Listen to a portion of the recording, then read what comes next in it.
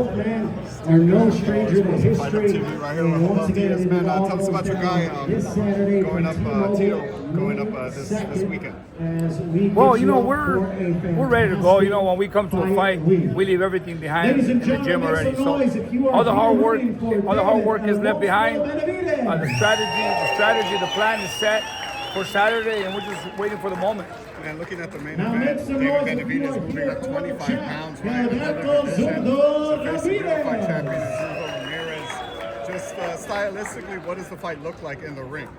Stylistically, well, Zurdo Ramirez is a tough fighter. He's strong. He's physically strong, big fighter. But Benavidez has speed on his hands, more movement. I mean, I see a fight going the distance by decision. Benavidez winning by decision due to volume and speed. Joel, I know you helped Dimitri beat Canelo Alvarez.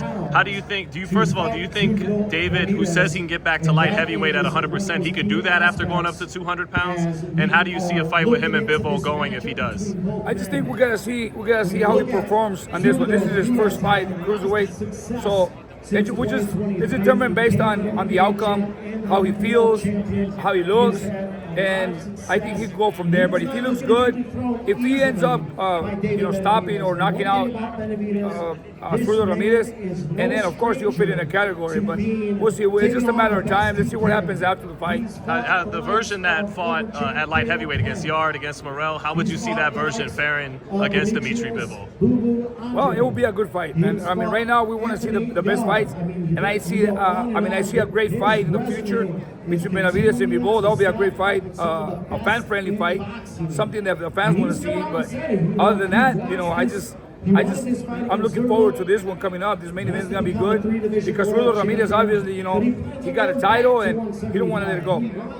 He's moving up 25 pounds. That's not 5-7 pounds. That's like a lot of weight, right? Like, what are you looking for to see, like, when the fight first starts? Is that you're kind of like, okay, how is the weight affecting you? The way I see the fight is gonna be hard for Bivol. I mean, for Zurdo Ramirez in the first 5 rounds because of the speed, you know, and from there on, after the 6th, if Zurdo is still in the fight, he gets stronger because Zurdo gets stronger in the later rounds. And I noticed that Benavidez gets a little tired, and now the factor is weight now.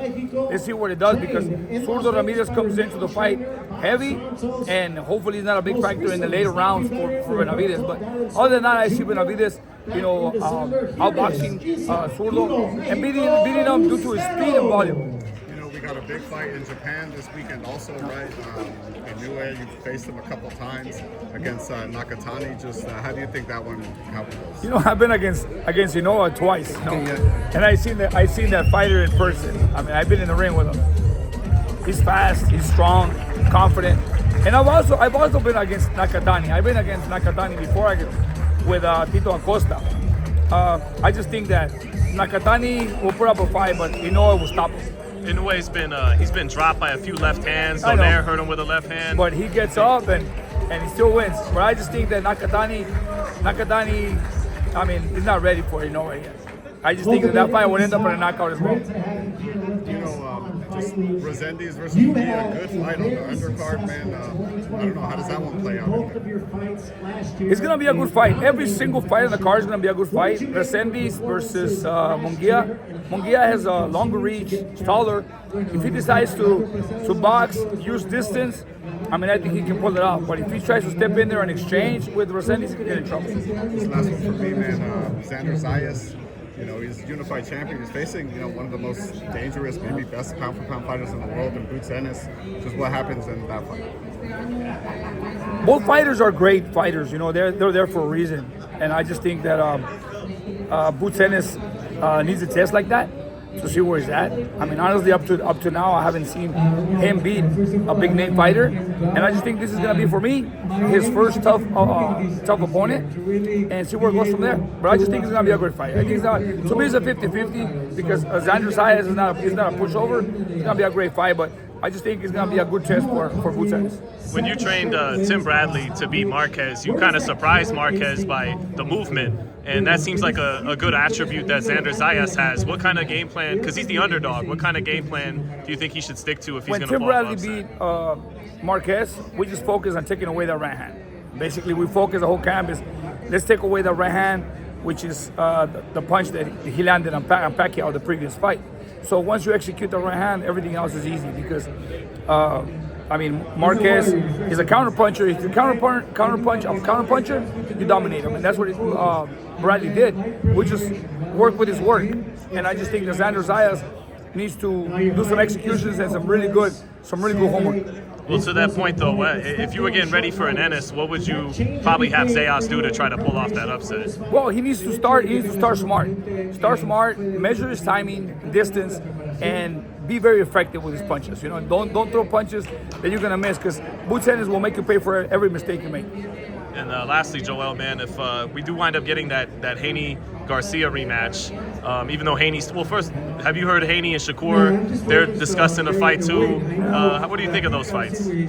Yeah, I'm not really interested in those fights, honestly, as a fan. But I would like to see, just because of what happened in the first Haney and Garcia, I'll watch a rematch, see what happened. But I also think Ryan will still win in the second fight because Ryan already dialed him, man. Ryan has a lot of confidence, his speed and he's explosive and he has power if he catches you. I mean, I saw Haney's last fight. He looked great. Don't get me wrong, he looked good. He stayed composed. But in another fight, psychologically, Haney will walk in with a different mentality than the first time. How do you, as a trainer, combat that? Right, like if you're helping Team Haney, how do you kind of get your guy to mentally? Or is there a way to do that? It's hard. It's hard to program a fighter after what happened the first time. The first time was bad for him. I mean, Ryan just went in there and basically executed every single thing Haney had. And you really don't prepare much for that. You have to just basically tell your fighter, hey, dude, you have to forget about it and, you got to man up and just go, You can't walk in there with that fear or that mentality of having fear of what could happen. You got to get in there and there's no tomorrow, That's the only way. But it's an interesting fight to watch, the rematch. Thanks, Joel. All right, guys.